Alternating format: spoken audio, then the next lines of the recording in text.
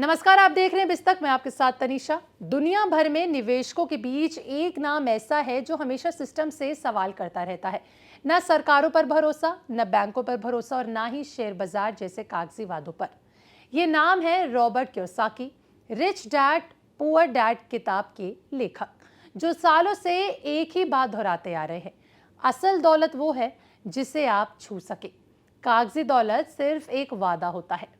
देखिए, वही Robert Kiyosaki कह रहे हैं कि सिल्वर मार्केट इस वक्त उस वादे की सच्चाई उजागर कर रही है। पिछले कुछ हफ्तों में चांदी की कीमतें लगातार नए रिकॉर्ड बना रही हैं, नए रिकॉर्ड छू रही हैं। एमसीएक्स पर चांदी 3,27,000 प्रति किलो के करीब पहुंच गई है। इंटरनेशनल मार्केट में कॉमिक्स सिल्वर फ्यूचर $94.74 प्रति आउंस पर पहुंच गया है। ये सिर्फ एक कीमत का उछाल नहीं है, ये एक संकेत है, एक चेतावनी है और शायद एक सिस्टम फेल होने की आहट है। रॉबर्ट कियोसाकी का ताज़ा बयान सिर्फ तेजी पर नहीं है। वो ये नहीं कह रहे हैं कि कल सिल्वर 2 गुना हो जाएगा। वो इससे कहीं ज्यादा खतरनाक बात कर रहे हैं। आज दुनिया में चांदी की 2 कीमतें हैं।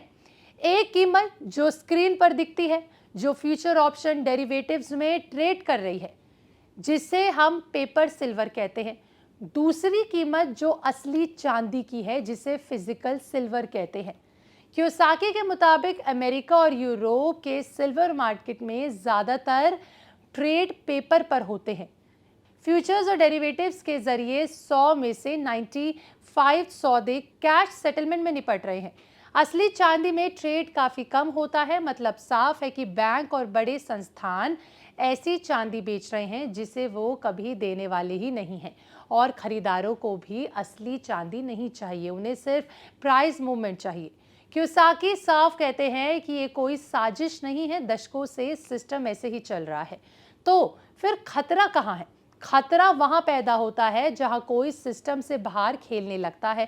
कियोसाकी के मुताबिक वो देश है चीन।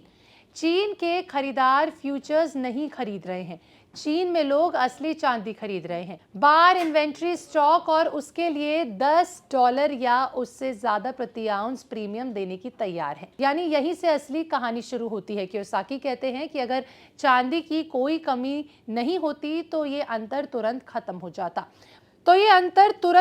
जाता है। अगर मार्केट में भरपूर सिल्वर होती तो ट्रेडर सस्ती जगह से खरीदते और महंगी जगह बेचते और कीमतें बराबर हो जाती, लेकिन ऐसा नहीं हो रहा।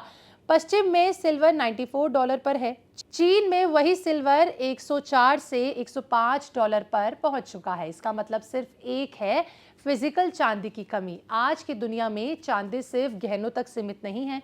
चांदी का इस्तेमाल सोलर पैनल, इलेक्ट्रिक वाहन, बैटरी, सेमीकंडक्टर, 5G टेक्नोलॉजी में हो रहा है। इन सब की वजह से चांदी की मांग से तेजी आई है। माइंस में चांदी है लेकिन अभी उपलब्ध नहीं है। वहीं बड़ी मात्रा में चांदी ETF ज्वेलरी में फंसी है। काफी मात्रा में चांदी इंडस्ट्रियल यूज में खप है। नई चांदी रातों रात पैदा नहीं होती, माइनिंग में सालों लग। जब भी फिजिकल मार्केट और पेपर मार्केट अलग अलग दिशा में चलते हैं तो एडजस्टमेंट कभी भी स्मूथ नहीं रहा। कियोसाकी की चेतावनी बेहद डरावनी है। चांदी अचानक खत्म नहीं होगी, वो चुपचाप गायब होगी और फिर कीमत नई हकीकत पर रिसेट होगी। आपका इस पर क्या कहना है? कमेंट सेक्शन में लिख के जरूर बताइएगा कि आपको लगता है कि इस साल चांदी सारे रिकॉर्ड तोड़ देगी? क्या चांदी अपना खुद का एक नया रिकॉर्ड बनाएगी? क्योंकि हर दिन वो अपना ही रिकॉर्ड तोड़ रही है। कारोबारी हफ्ते के 2 दिन इस कारोबारी हफ्ते के दोनों दिन चांदी ने अपने रिकॉर्ड तोड़े। आपका इस पर क्या कहना है? कमेंट सेक्शन में लिख के जरूर बताइएगा।